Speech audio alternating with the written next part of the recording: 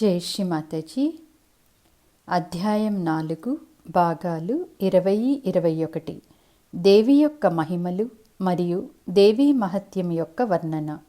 శ్రీకృష్ణుని అవతారము, వసుదేవ, దేవకి, కంసుని వృత్తాంతము.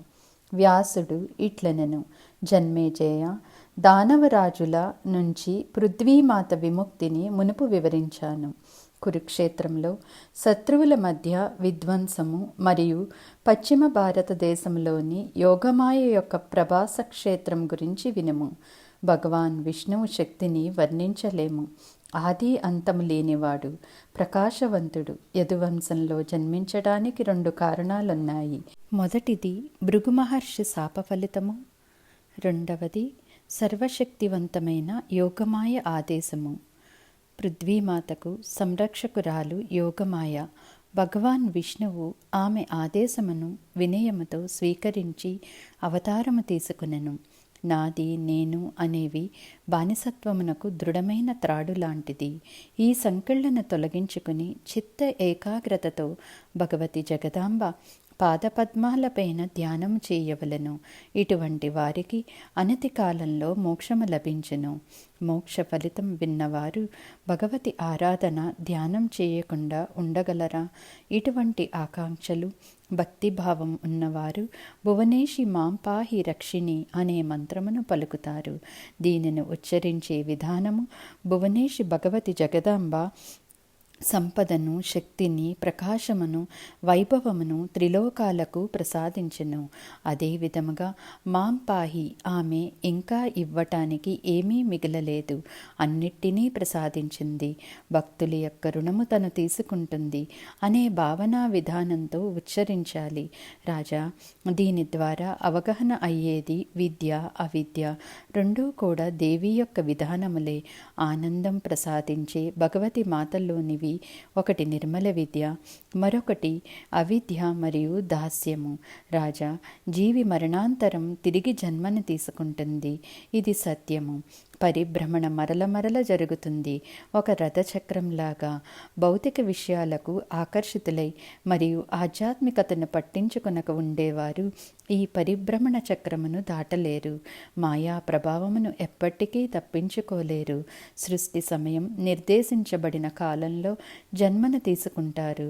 విచ్ఛిన్నమైన సమయంలో నిర్దేశించబడిన కాలంలో మరణిస్తారు. ఒక వ్యక్తి మరణించటానికి ఎప్పటికైనా కారణం ఉంటుంది. ఆ విధానంతోనే మరణిస్తారు. వాస్తవంగా నిర్ణయించబడింది ఉండటంతో అదే విధంగా జరుగుతుంది. వృద్ధాప్యము, రోగాలు మరియు సంతోషము, దుఃఖము వంటివి ఎప్పుడూ నిర్ణయించబడి అవి అనుభవంలోకి వచ్చును. ఎవరూ కూడా విశ్వానికి జోడించేది మరియు తీసివేసేది ఏమీ లేదు. సూర్యచంద్రులను చూసినంత సత్యం ఇది. ఈ రెండు నిరంతరం లోక సంక్షేమం కోసం, సౌకర్యం కోసం పనిచేస్తాయి. శత్రువుల వల్ల ఇబ్బంది పడరు, ఇబ్బందుల నుంచి విముక్తి పొందుతారు. రాజా, సూర్యుని పుత్రుడు శని కూడా బాధపడ్డాడు. చంద్రునికి ఎల్లప్పుడూ మచ్చ ఉంటుంది. దీనివల్ల అవగాహన అయ్యేది మహోన్నతులు కూడా శాపగమ్యాన్ని మార్చుకోలేరు. యోగమాయ అత్యున్నతమైనది. ఎంతగా వర్ణించగలము? ఆ మహాశక్తి అనేక అవతారాలను తీసుకున్నది. ప్రతి అవతారంలో లీలా వినోదము వివిధ రకాలుగా ఉంటుంది. దేవతల ఇచ్ఛానుసారము శ్రీకృష్ణుడు మానవ అవతారము ధరించెను. ఆది కాలంలో యమునా నది తీరంలో మధువన్ అనే అరణ్యం ఉండేది. ఆ అరణ్యంలో శక్తివంతుడైన లావణాసుర అనే నామధేయంతో ఉండే రాక్షసుడు మధువుకి పుత్రుడు. లావణుడు వరప్రభావం చేత గర్విష్ఠుడై మునులను, ఋషులను వేధించును. లక్ష్మణ్ తమ్ముడు శత్రుఘ్నుడు యుద్ధము చేసి సంహరించి మధురలో శాంతిని నెలకొల్పెను. శత్రుఘ్నుడికి 2 పుత్రులు. వీరి నేత్రాలు కమలం వంటివి. వీరిరువురిని మధురకి పాలకులుగా చేసెను. ఆ సమయములో ఆయన మరణించగా సూర్యవంశం అంతిమునకు చేరెను. ఆ తరువాత మధురకి యాదవులు పాలకులయ్యెను. ఇది అంతా చాలా కాలం కిందటి విషయము. యయాతి వంశానికి చెందిన శూరసేనుడు మధురకు రాజై సకల సంపదలతో రాజ్యమును పరిపాలించెను. వరుణుని శాపకారణమున కశ్యపుడు ఆ దైవనగరంలో శూరసేనుడి రెండవ పుత్రునిగా జన్మించెను. ఈయన నామధేయము వసుదేవుడు. తండ్రి మరణానంతరం వసుదేవుడు వర్తకునిగా జీవించెను. వీరి గృహంలోనే శ్రీకృష్ణుడు జన్మించెను. ఆ సమయమునకు ఉగ్రసేనుడు పరిపాలకుడుగా ఉండెను. ఈయన ప్రథమపుత్రుడు కంసుడు. కశ్యపుని పత్ని అదితి శాపవశమున దేవకీగా జన్మించినది. ఈమె తండ్రి దేవకునిగా ఆమెను ఇచ్చెను. అందువలన దేవకీ అనే నామంతో పిలువబడినది. మహాత్మా దేవకిని వసుదేవునికి ఇచ్చి వివాహం జరిపించెను. దేవకి వధువుగా తన తండ్రి గృహములో ఉండగా ఆకాశవాణి కంసుడితో, దేవకీకి జన్మించే అష్టమపుత్రుడు అత్యున్నత శక్తివంతుడు, పవిత్రుడు, నీ మరణమునకు కారకుడు అని పలికెను. కంసుని ఆశ్చర్యమునకు అవధులు లేవు. ఆ స్వర్గవాణి సత్యమని కంసుడు నమ్మెను. కలవరపడి చింతన చేసి ఒక నిర్ణయానికి వచ్చెను. దేవకీను సంహరించినచో తనను సంహరించేవారు ఉండరని భావించెను. మృత్యువు తన దరిదాపులకు రాదని అనుకుని, దీనిలో నేను కల్పించుకోకూడదు కానీ సంహారం చేయకపోతే మరణం తథ్యమని మదనపడెను. దేవక్ నాకు తండ్రితో సమానము. దేవకి ఆయన పుత్రిక. నేను ఏ విధముగా సున్నిత బంధమైన సోదరుని చంపగలను అని ఊహించుకుంటూ దుఃఖపడుతూ మరలా చింతన చేస్తూ, ఇది నా యొక్క మరణము. తెలివిగలవారు శుద్ధమైన క్రియలను వదిలేసి స్వజీవితాన్ని చూసుకోవాలని పశ్చాత్తాప భావన అనే పాపాన్ని తుడిచిపెట్టాలి. దేహమును రక్షించుకునేందుకు పెద్దలు నీచమైన పద్ధతులను రూపొందించారు. వాటిని అనుకరిస్తాను అని నిర్ణయించుకుని కంసుడు కత్తిని తీసుకుని దేవకీ యొక్క కురులను పట్టుకొనెను. నూతన వధువును సంహరించాలనేది కంసుని భావము. అతిథులందరూ భయానక దృశ్యం చూసెను. భయముతో పెద్దగా అరుచుచుండెను. దేవకి ధైర్యవంతులు వసుదేవునికి సహాయం చేయుటకు ముందుకు వచ్చెను.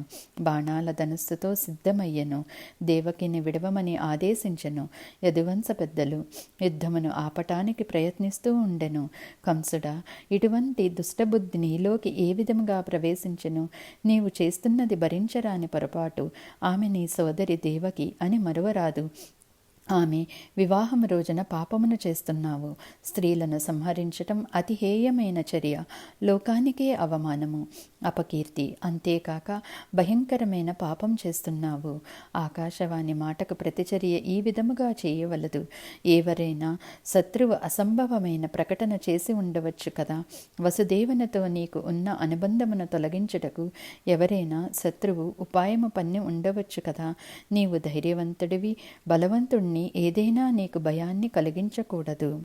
నీ యొక్క వంశమును సమూలముగా కూకటి వేళ్లతో పెకలించటానికి ప్రయత్నిస్తూ ఉండవచ్చు కదా. ఏది ఏమైనా ఇటువంటి చర్యకు అది వివాహ వేడుకరు పూనుకోవటం అసమంజసము. ఓ రాజా, ఏమి జరగాలో అదే జరుగుట తథ్యము. దీనిని మార్చగలిగిన వారు లేరు. కంసుడు పెద్దల సలహాలను పట్టించుకోలేదు. తన అహంభావం మీదనే ఉండెను. వసుదేవుడు కంసుడితో, నేను సత్యమును తెలుపుతున్నాను. త్రిలోకాలలో సత్యము స్థిరమైనది. దేవకీకి జన్మించే ప్రతి శిశువును నేను తీసుకుని వచ్చి నీ హస్తములకు ఇచ్చెదను అని వాగ్దానం చేస్తున్నానని పలికెను. జన్మించిన శిశువులను తక్షణమే నీకు ఇచ్చెదనని నీకు గంభీరమైన ప్రతిజ్ఞ చేస్తున్నాను. ప్రతిజ్ఞ తప్పినచో నేను నా వంశం అంతా నరకమునకు పోయేదము అని పలికెను. వసుదేవుని శక్తివంతమైన పలుకులకు పౌరులందరూ జయజయకారాలు చేసెను. వసుదేవ మహాత్ముడు అసత్యమున పలకరు. రాజా, దేవకిని విడిచిపెట్టుము. అమాయక దేవకిని సంహరించేందుకు దోషం కనిపించటలేదు. వ్యాసుడిట్లనెను, యాదవ వంశజులు ఉన్నతోన్నతమైన ధార్మిక ఆత్మలు. వీరు మరలా విన్నవించుకుని కంసుని అభ్యర్థించెను. దీనితో కంసుని ఆగ్రహం చల్లారినది. వసుదేవుని ప్రతిజ్ఞ అంగీకరించెను కంసుడు. దీనితో డమరుకాలు మోగించి ప్రజలు జయజయకారాలు చేసెను. ఈ విధముగా వసుదేవుడు కంసుడును ఒప్పించి దేవకిని రక్షించెను. వధువును తీసుకుని తన ఆత్మీయులతో స్వస్థలానికి చేరెను వసుదేవుడు. దేవకి వసుదేవునితో గృహస్థ మర్యాదలతో జీవించుచుండెను. కొంతకాలానికి అందమైన శిశువుకి జన్మనిచ్చెను. దేవకి తన వాగ్దానమును నిలుపుకునేందుకు శిశువు జన్మించగానే ప్రియపత్ని దేవకి శిశువు జన్మించగానే అప్పగిస్తానని వాగ్దానం చేశాను. ఈ విషయంలో నీవు జాగృతి అవ్వు. భయానకమైన పరిస్థితులు మరియు ప్రమాదకరమైన ఆ పరిస్థితుల్లో నిన్ను రక్షించుకునేందుకు వాగ్దానం చేశాను. నీ యొక్క సుందరమైన కురులను నీ సుకుమారత్వాన్ని బాధిస్తుంటే గాంచలేక జన్మించిన శిశువులను నీ సోదరుడైన కంసుడికి అప్పగించేందుకు పూనుకున్నాను. నీవు దీనిని గ్రహించు. కంసుడు దుష్టశక్తి, అందువలనే ఇటువంటి నిర్ణయం తీసుకున్నాను. ఎవరు మాత్రం ఏమి చేయగలరు? జ్ఞానం లేనివారు సరైన మార్గం తెలియక వారి చర్యలకు ప్రతిచర్యలతో జాగృతి చెందలేరు. సమస్త జీవులు విధి వలలో చిక్కుకోవడం తథ్యము. మంచి చెడుల పరిణామాల నుంచి వెలువడే ప్రతిచర్యల ప్రభావము అందరికీ అనుభవమే. సమస్త జీవుల రూపాలను వారి విధిని పరిశీలించిన తర్వాత శ్రీ బ్రహ్మ వారిని సృష్టించెను. దేవకి ఇట్లనెను, ప్రభు, చేసిన పాపమునకు ప్రక్షాళన, ప్రాయశ్చిత్తము, పరిహారము చేయవచ్చు కదా. ధర్మశాస్త్రాలలోని నిష్ణాతులైన మునులు, యోగులు వివరంగా రచించారు. దయచేసి తెలియచేయండి. పుణ్యాత్ములకు ప్రాయశ్చిత్తం తర్వాత పాపం నుండి శాశ్వతమైన విముక్తి కలుగుతుంది కదా. మీ సమాధానము కాదు అంటే మరి ఆదిధర్మశాస్త్రకర్త యజ్ఞవల్క్యుడు మరియు ఇతర యోగులు చెప్పిన దానికి విలువ లేదు. ఇది ఒక్కటే కాదు, విధిని అంగీకరిస్తే మార్చలేనిదిగా అనుకుంటే ఆయుర్వేద వైద్య శాస్త్రం, మంత్ర విద్య, మంత్రశాస్త్రం మరియు ఇతర సాధనాలు విలువలేని విధంగా భావించబడతాయి మరియు ప్రయోజనము ఉండదు. సాధన మరియు కృషి ద్వారా విజయం సాధిస్తారు. ఈ విషయంలో అనేక ఉదాహరణలు నిరూపించబడినవి. అందువలన ప్రస్తుతానికి ఆలోచించి నిర్ణయమునకు వద్దాము.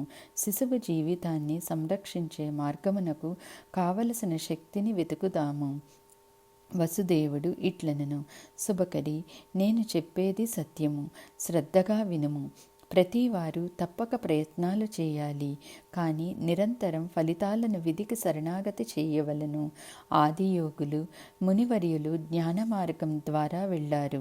వేదాలు, శాస్త్రాలు దీనినే వివరించాయి. 3 విధాలైన క్రియలు ఉంటాయి: సేకరించినవి లేదా సేకరించనవి, విధి లేదా విధేయత. వర్తమాన జీవితంలో ప్రతి జీవికి మంచి చెడు అనే కర్మబీజాలు జన్మకు కారణమవుతాయి. సమస్తమైన కర్మల ఫలితము సరి అయిన సమయంలో మంచి చెడుల జీవితానికి కారణమవుతుంది. దేహ ఆశ్రయము మరియు ఆత్మ ఆశ్రయానికి కారణమవుతుంది. స్వర్గానికి, నరకానికి, దైవత్వానికి, ఆరోగ్యానికి, వేదనకు కర్మలు కారణమవుతాయి. జీవితకాలమంతా వారు చేసిన కర్మ ఫలితము అనుసారంగా మరలా జన్మ ఉంటుంది. ఆత్మ సూక్ష్మ దేహముతో స్థూల శరీరంతో కలిసి ఉండి జాగృతిలో ఉంటుంది. ఈ సమయంలో కర్మలను పోగు చేసుకుంటారు. శరీరం ఆనందం కానీ బాధలు కానీ అనుభవిస్తుంది. ప్రతి జీవి విధి యొక్క ఫలిత అనుభవాలను తప్పించుకోలేరు. ప్రాయశ్చిత్యం, తపస్సు చేసినచో ప్రస్తుతం జీవితంలోనివి పోగొట్టుకోగలరు. ఖచ్చితంగా మరియు నిజమైన పశ్చాత్తాపం ఉండునచో పోగు చేయబడిన పాపాలన్నీ సరైన విధముగా తుడిచిపెట్టుకుని పోతాయి. కానీ ఫలితాలు, ప్రతిక్రియలన్నీ వారి మీద ప్రభావితం చూస్తాయి. వాటిని భరించాలి, అనుభవించాలి. ఇది తథ్యము. అందువలన జాగ్రత్తగా యోచన చెయ్యి. ఈ సమయంలో శిశువును కంసుడికి ఇచ్చివేయము. అసత్యము కూడా మరొక కారణమవుతుంది. అసత్యం వలన అపవాదులు వచ్చును మరియు ఇతరుల పరువు తీయటం వంటివి నిషేధింపబడతాయి. క్షణికమైన అశాశ్వతమైన ప్రపంచంలో ధర్మం ఒక్కటే నిలబడే మార్గము. సత్యమును పలకపోతే వారి జీవితము వృధా. అసత్యమునకు ప్రభావితులైనచో గౌరవమును కోల్పోతారు. ప్రపంచంలో, సమాజంలో ఆదరణ కోల్పోయి వీరికి ఆనందం, ప్రశాంతత ఏ విధముగా ఉండగలదు? అందువలన పుణ్యవతి, ఈ శిశువును నా చేతికి ఇవ్వుము, కంసుడికి అప్పగించడానికి. దేవి, నీవు సత్యం మీద నిలువు. భవిష్యత్తు మనల్ని ఆశీర్వదించెను. ఆనందం, దుఃఖం ఏ స్థితి అయినా సరి అయిన విధంగా వెళ్ళాలి. ధర్మము మరియు సత్య మార్గంలో వెళ్ళిన వారికి అనంత ఆశీస్సులు లభించును. వ్యాసుడు ఇట్లనెను. తన పతి యొక్క వచనాలను విన్న దేవకి జన్మించిన శిశువును వసుదేవునికి ఇచ్చి వణుకుతూ దుఃఖముతో మునిగెను. వసుదేవుడు ఆ శిశువును తీసుకుని కంసుని దేశమునకు పయనం ఆరంభించగానే సమస్త ప్రజలు జయజయకారాలు చేసెను. సోదరులారా, వసుదేవుడు నిజాయితీపరుడు, నీతిమంతుడు. తన వాగ్దానం ప్రకారం శిశువుని ఇవ్వటానికి వెళ్ళుచుండెను. ఇది అత్యున్నతమైన సత్యము. ఆయన అసత్యమును ఎన్నడూ పలుకడు, ఎవరినీ విమర్శించడు, బాధ పెట్టడు. ఆయన జీవితము ఆదర్శప్రాయము, ప్రశంసనీయము అని ఆయన చర్యను శ్లాఘించారు. ప్రతి వారు వసుదేవుని గాంచి ప్రశంసిస్తూ ఆశీర్వదించెను.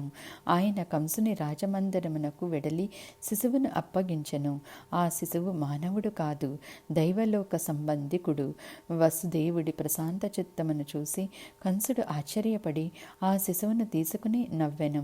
వసుదేవుడా, సూరసేన పుత్రుడా, నీవు అత్యున్నతుడవు. నీ సంతానమును నాకు ఇవ్వటం చూసి నీ యొక్క నీతివంతమైన చర్యకు, సత్యవాక్కునకు గర్విస్తున్నాను. కానీ ఈ శిశువు నా మరణమునకు దూత కాదు. ఆకాశవాణి, నీ యొక్క అష్టమపుత్రుడు నా మరణానికి కారణమని చెప్పెను. సంహరించటం నా భావ్యం కాదు. శిశువును తిరిగి నీ గృహమునకు తీసుకుని వెళ్ళు. ధర్మంగా నీవు తప్పకుండా అష్టమపుత్రుణ్ణి నాకు అప్పగించు. కంసుడు ఈ విధముగా అని ఆ శిశువుని వసుదేవునికి ఇచ్చివేసెను. వసుదేవుడు అమితానందంతో తిరిగి గృహమునకు పయనం ఆరంభించెను. కంసుడు ఉత్సాహంగా తన మంత్రివర్యులతో ఈ శిశువును చంపటం ఎందులకు? అష్టమ శిశువు నా మరణమునకు కారణమగును అని ఆకాశవాణి పలికెను. మంత్రులందరూ దీనిని అంగీకరించి తమ గృహములకు వెడలెను. అందరూ వెళ్ళగానే నారదముని వచ్చెను. కంసుడు తన మకుటం ధరించి నారదుడిని ఆహ్వానం పలికి ఆయన పాదాలకు అభిషేకం చేసి తీర్థంగా సేవించెదను. రాక్షసరాజు కంసుడి క్షేమ సమాచారాలను అడిగి తెలుసుకునెను నారదుడు. మీ రాకకు కారణమేమి అని కంసుడు అడిగెను. సుమేరు పర్వతానికి వెళ్ళాను. అచట బ్రహ్మాది దేవతలు కూర్చుని చాలా అప్రమత్తంగా ఉన్నారు. వసుదేవుని భార్య దేవకి గురించి చర్చించుకుంటున్నారు. దేవికి గర్భం గురించి మరియు భగవాన్ విష్ణువు నిన్ను సంహరించడానికి తీసుకుంటున్న జన్మ గురించి చర్చించుకుంటున్నారు. నీవు ఎందులకు సానుభూతితో దేవకీ శిశువుని వదిలివేసేవు అని నారదుడు పలికెను.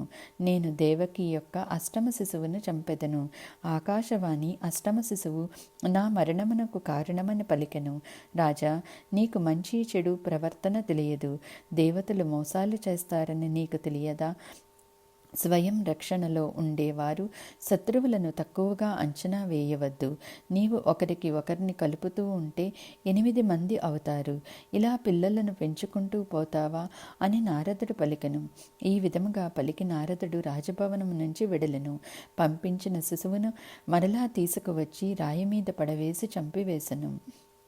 అధ్యాయం 4 భాగాలు 22. కంసుడు సంహరించిన దేవకి 6 పుత్రుల పూర్వ వృత్తాంతము. జన్మేజయుని సందేహము. మునివర్య, కంసుని చేతిలో ఘోరమైన మరణం పొందటానికి మరియు శిశువులందరూ అంతటి పాపమును ఏమి చేసెను తెలియచేయండి. నారదుల వారు జ్ఞానము, ఆచారాలను నిర్వహించేవారు, వేద జ్ఞానసారం తెలిసినవారు. ఈ విధముగా ఇతరులను రెచ్చగొట్టడంలో మునిగిపోతారు.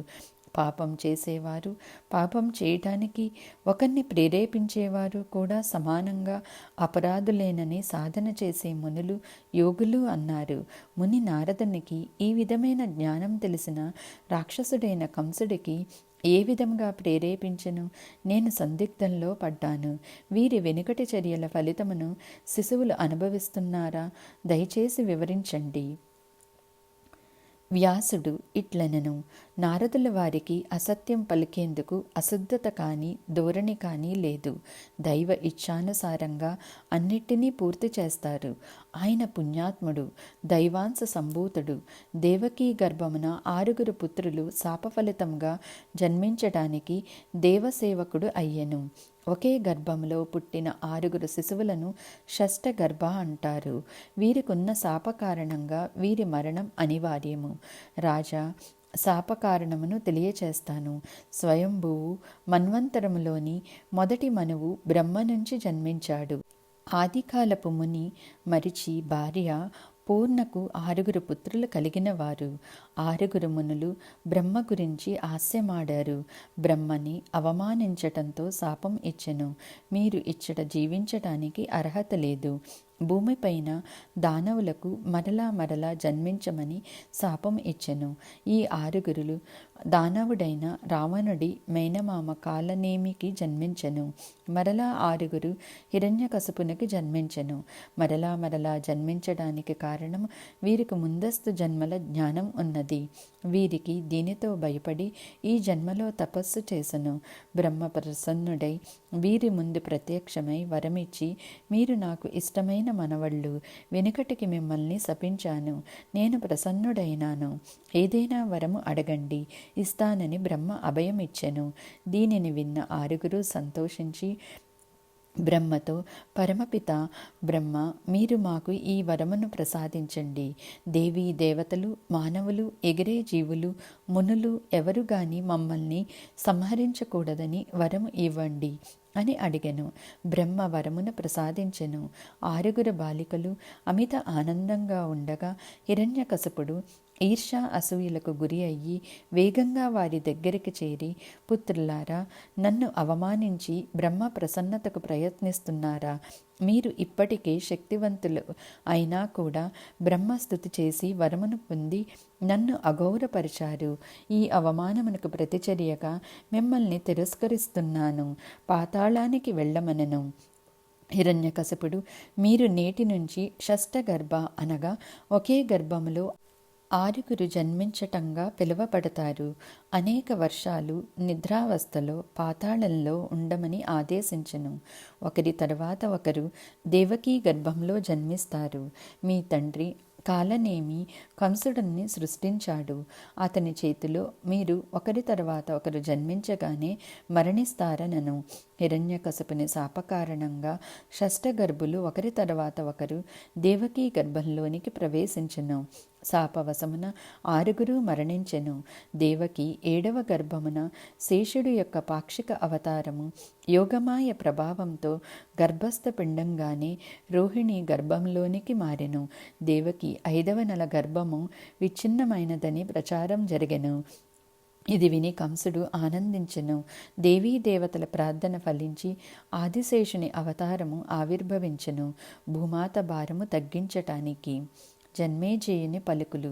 మునివర్య, కశ్యపుని అవతారము వసుదేవుడని, వీరికి శేషుడు భగవాన్ విష్ణువు అవతరించారని అన్నారు. దేవతలందరూ భగవంతునికి సహాయం చేయటానికి కారణమేమిటో తెలియచేయండి. వ్యాసుడు ఇట్లనెను. దేవీ దేవతలు మరియు దానవులు వివిధ అవతారాలు ఏ విధంగా తీసుకున్నారో క్లుప్తంగా చెప్తాను విను.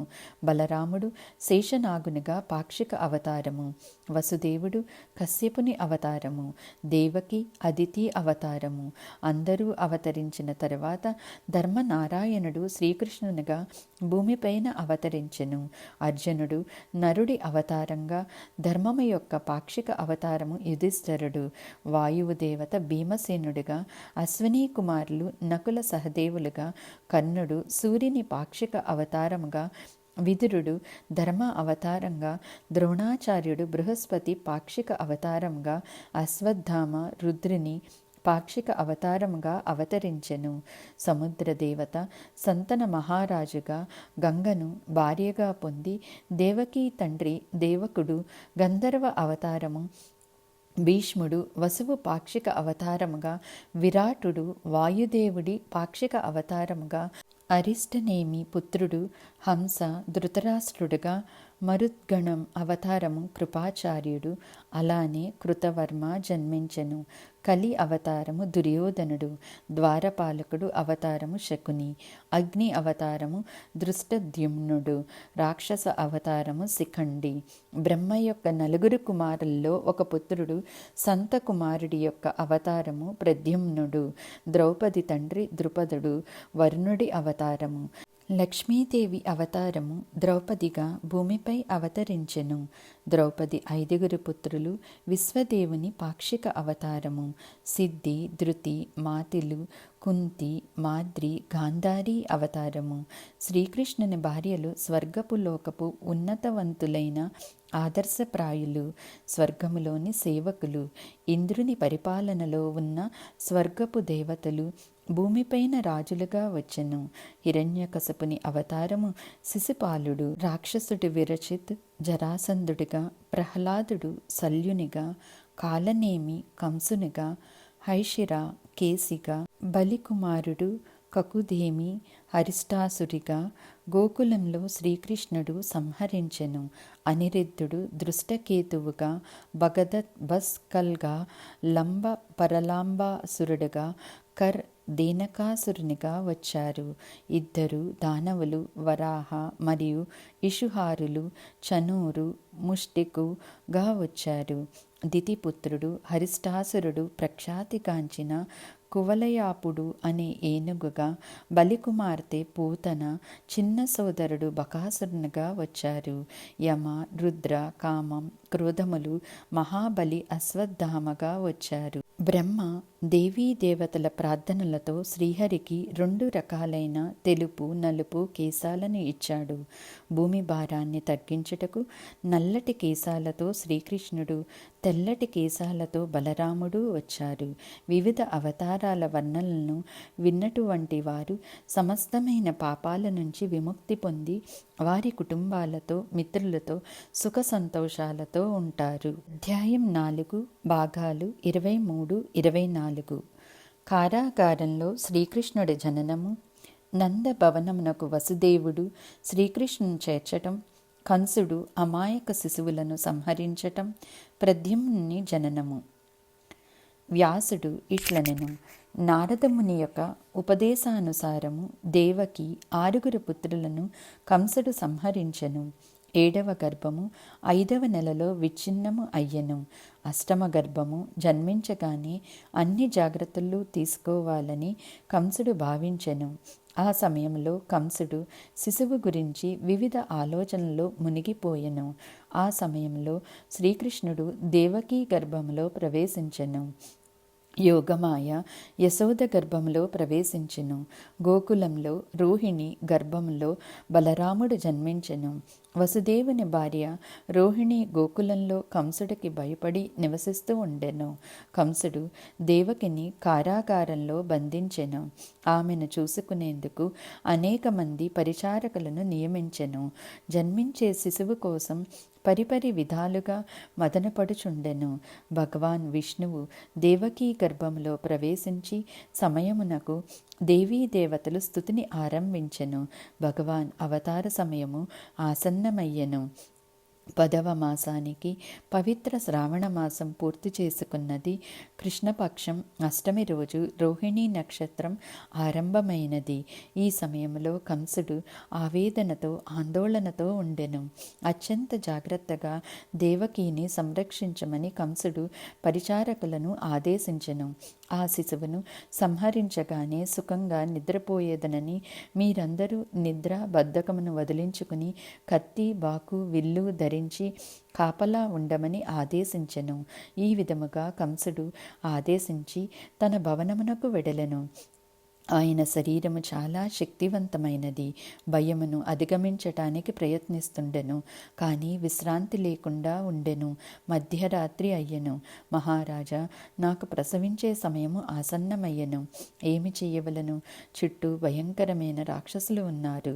కొంతకాలం కిందట మహారాణి యశోదతో సంభాషించినప్పుడు నా యొక్క శిశువును ఆమె దగ్గరికి పంపమని పలికినది. ఆమె అతను చూసుకుంటానని అన్నది.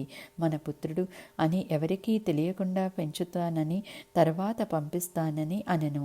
కానీ ప్రభు, ఈ పరిస్థితిలో చాలా ప్రమాదకరము.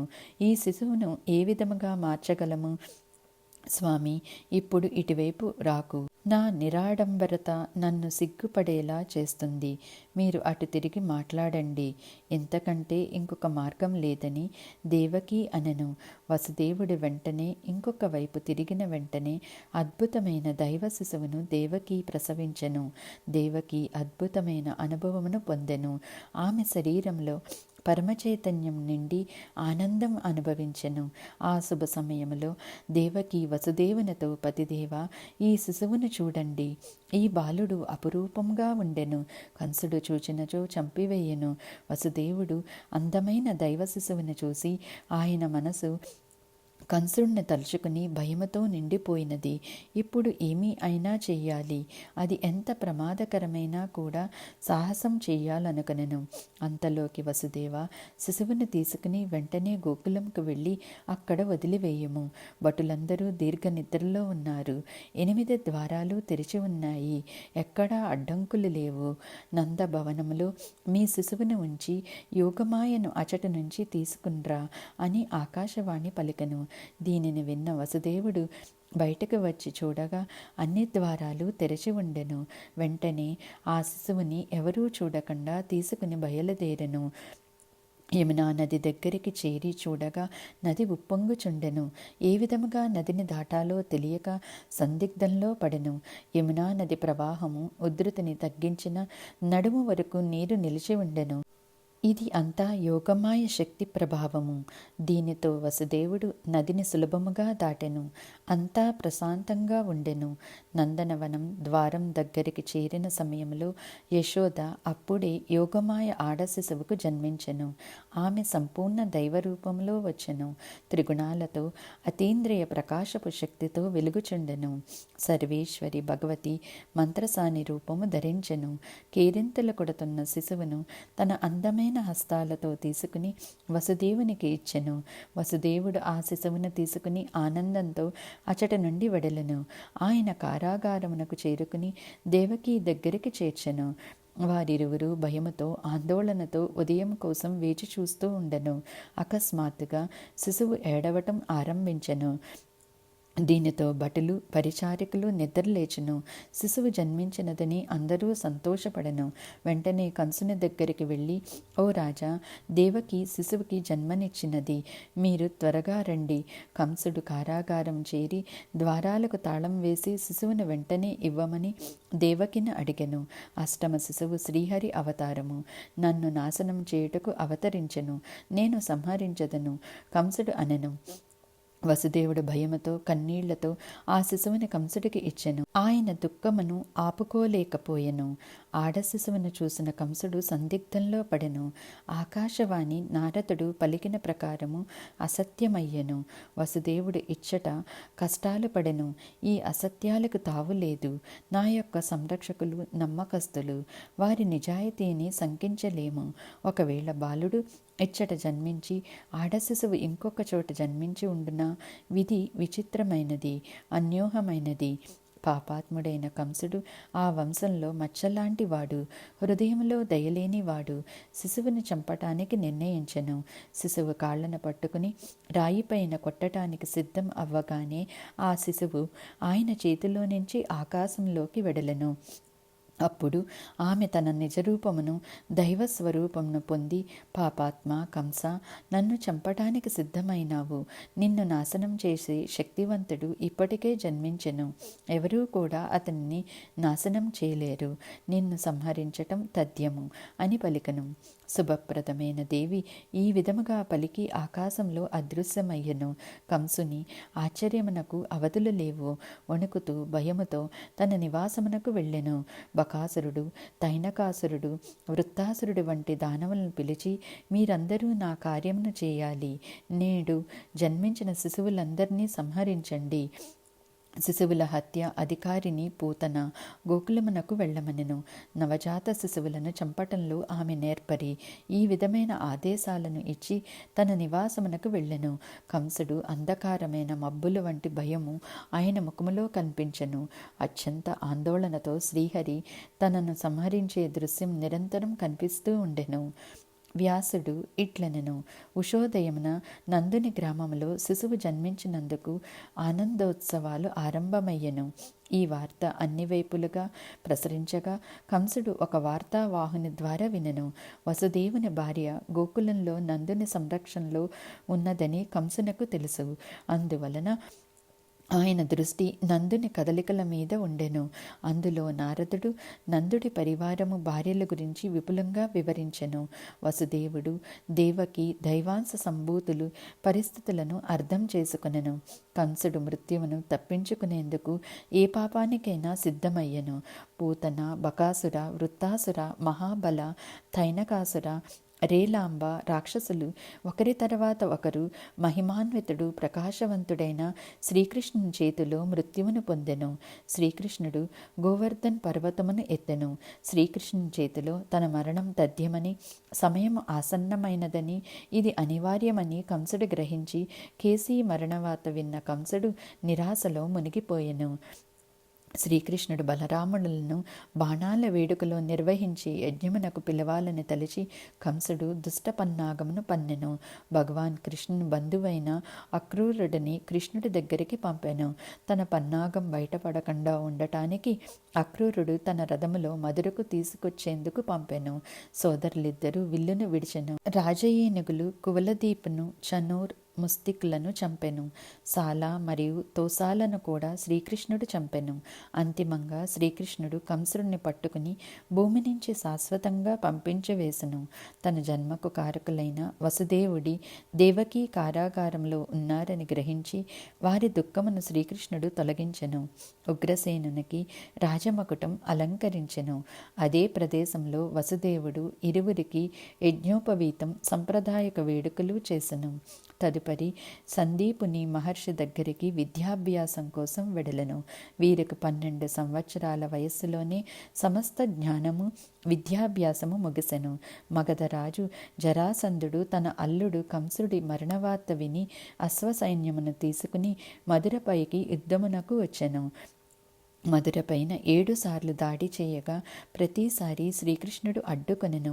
అనాగరికుడు అయిన రాజు కాలయవనుడిని జరాసంధుడు ప్రేరేపించెను. రాక్షసుడు కాలయవ్వనుడంటే యాదవులు భయభ్రాంతులకు గురి అవదురు. ఈ వార్త వినగానే శ్రీకృష్ణుడు యాదవ పెద్దలను సమావేశపరచెను. మనం నిరంతరం జరాసంధునితో భయముతో గడుపుతున్నాము. ఇప్పుడు కాలయవనుడు కూడా తోడై మన మీదకు వచ్చుచుండెను. ఇప్పుడు మనం ఏమి చెయ్యాలో తెలపండి అని బలరాముడు పలికెను. మన నివాస స్థలమును ఖాళీ చేసి సైన్యమును తీసుకుని రక్షణ కోసం ఇంకొక ఏర్పాటు చేసుకుందాం. భూమి ప్రశాంతతతో, సామరస్యంతో ఉండాలని, అందువలన మనం మాతృభూమిని పరిగణించాలని అనెను. మన పూర్వీకులు ఎన్నుకున్న ఈ ప్రదేశం సురక్షితంగా, ప్రశాంతత లేకుండా ఉన్నది. దీనితో అనుబంధంతో ఉండటం అవివేకము. ప్రశాంతంగా, ఆనందంగా జీవించాలంటే సముద్రము, పర్వతాలు కలిగిన ప్రదేశములు, శత్రువుల భయం లేకుండా మన పూర్వీకులకు అనుకూలమైన ప్రదేశమును వెతకమని ఆదేశించెను. విష్ణువు నాభిలో బ్రహ్మ ప్రశాంతంగా నివాసము ఉండును. కైలాసంలో శంకరుడు ప్రశాంతంగా ఉండును. విష్ణువు శత్రువులతో, వేధింపులతో ఇచ్చట ఉండటం భావ్యం కాదు. ద్వారక వెళ్ళటానికి కావలసిన ఏర్పాట్లు చేయండి. ఇప్పుడు గరుడు తెచ్చిన వార్త ప్రకారము ద్వారక మనకు నివాసయోగ్యమైన ప్రదేశము. సముద్రకోశతో ఈ పట్టణం శ్రావ్యంగా ఉండును. మరియు రైవతాచల్ గిరి అనే పర్వతము గంభీరంగా దగ్గరలోనే ఉన్నది. శ్రీకృష్ణుడు విన్నవించిన మృదువైన మరియు తార్కిక విషయాలతో యాదవ ప్రముఖులు, తమ తల్లిదండ్రులు, తోడబుట్టిన వారు, బంధువులు, సహాయకులు, మిత్రులు వాహనములతో వెళ్ళటానికి సిద్ధమయ్యను.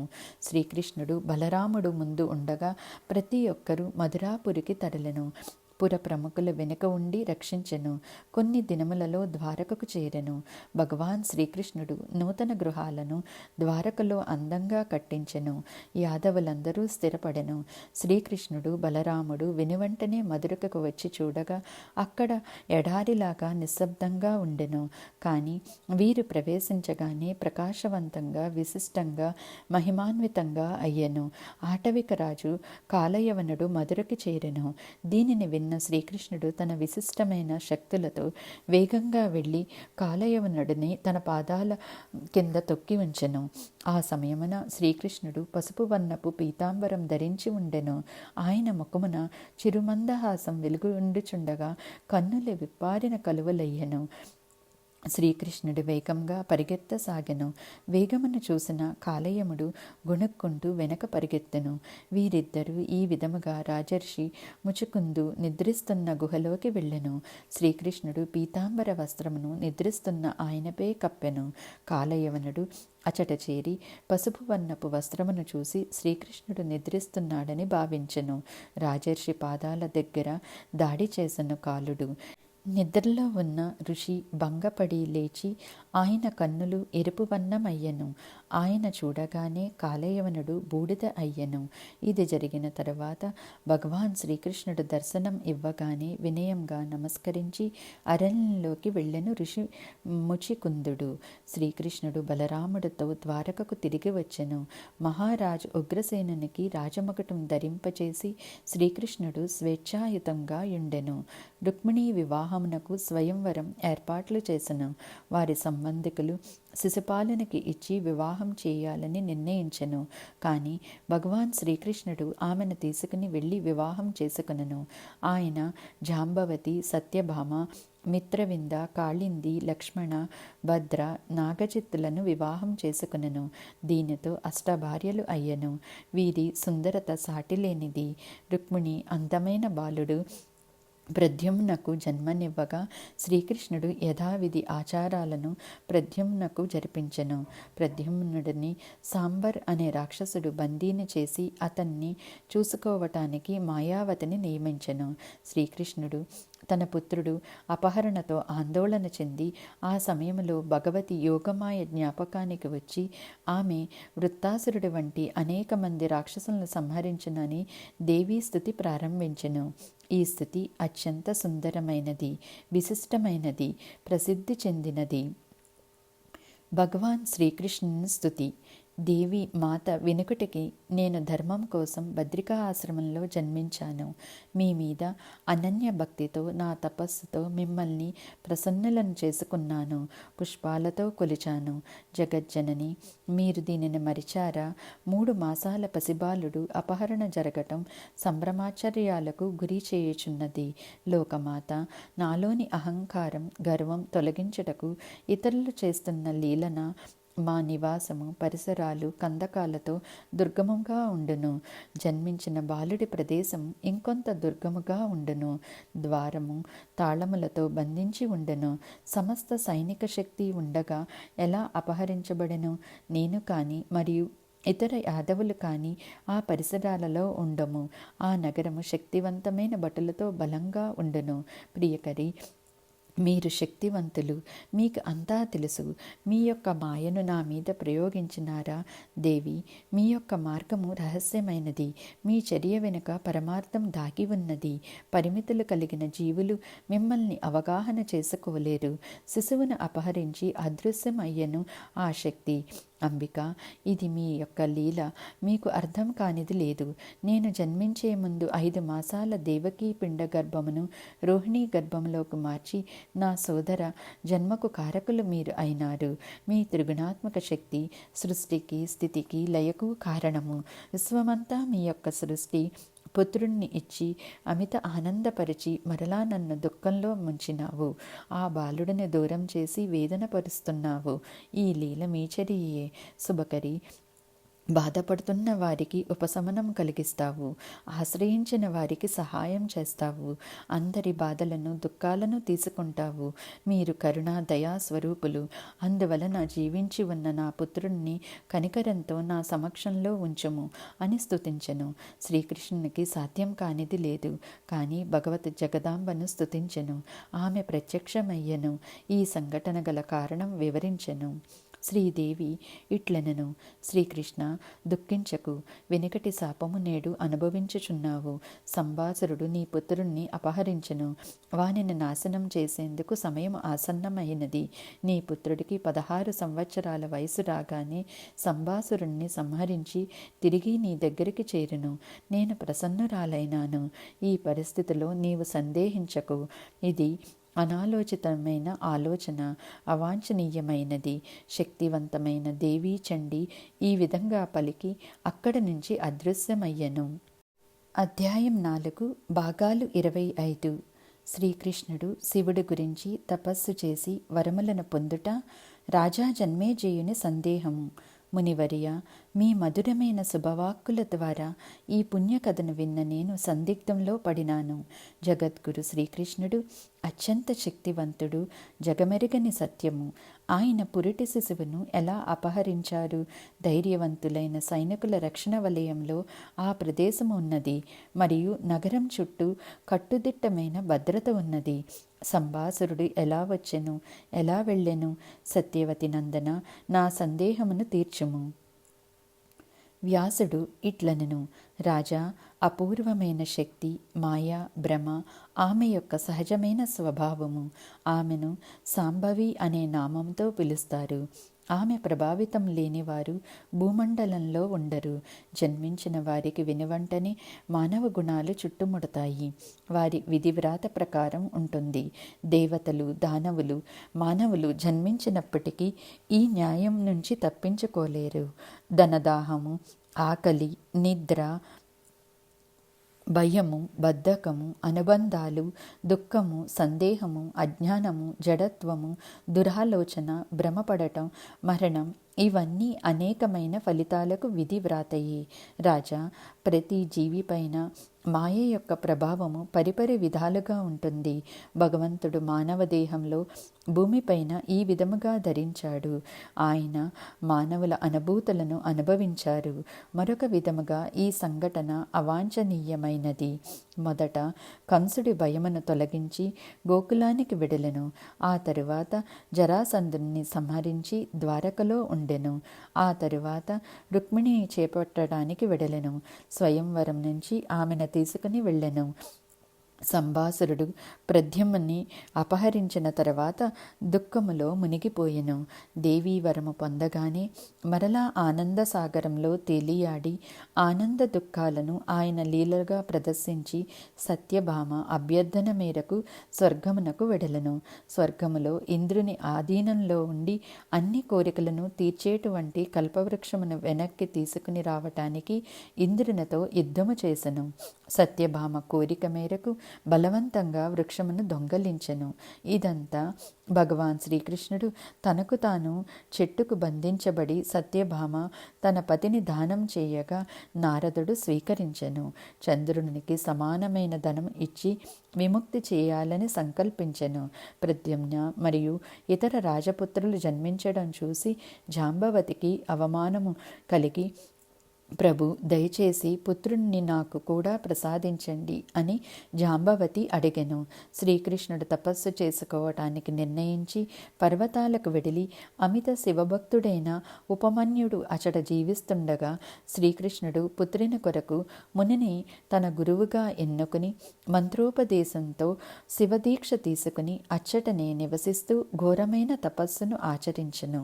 6 మాసాల తదుపరి శంకరుడు ప్రసన్నుడై ఇంతకు ముందు శ్రీకృష్ణుడు తేలికపాటి సౌమ్యతో కూడిన వ్యక్తీకరణతో ఉండెను.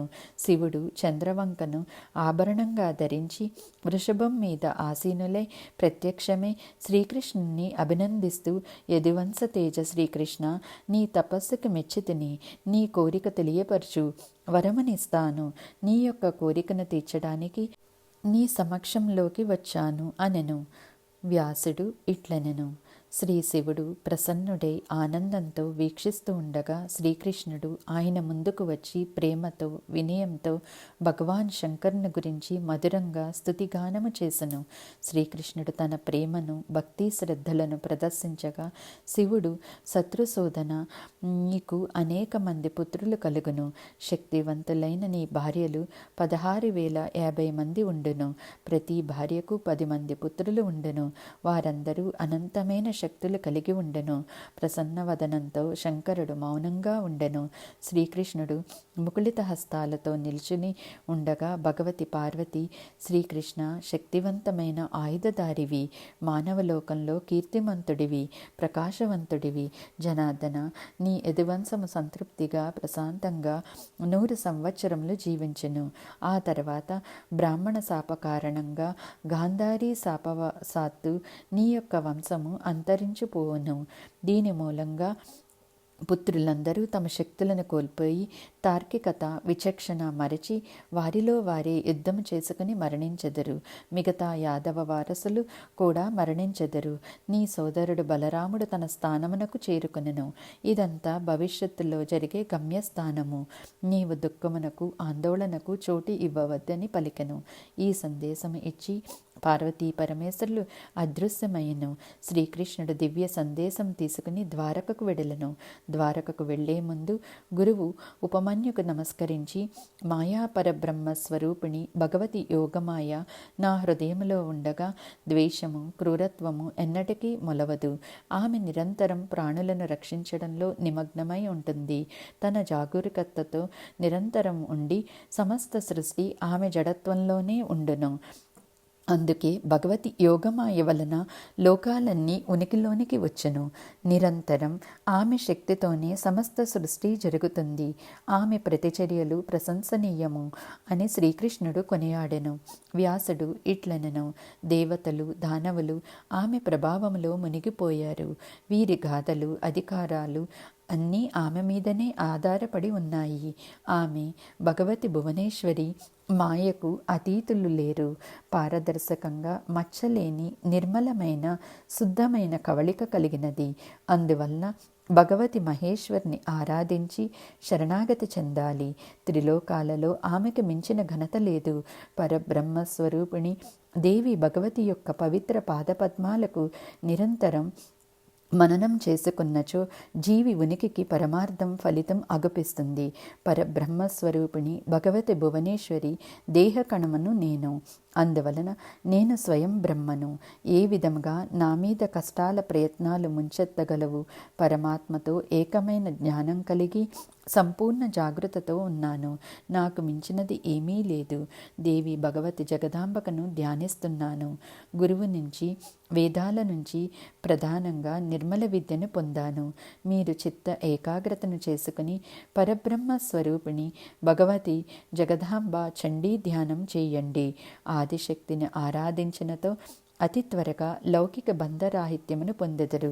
కోట్లాది మంది దేవదేవతలు కూడా లౌకిక రాహిత్యమును, మోక్షమును ప్రసాదించలేరు.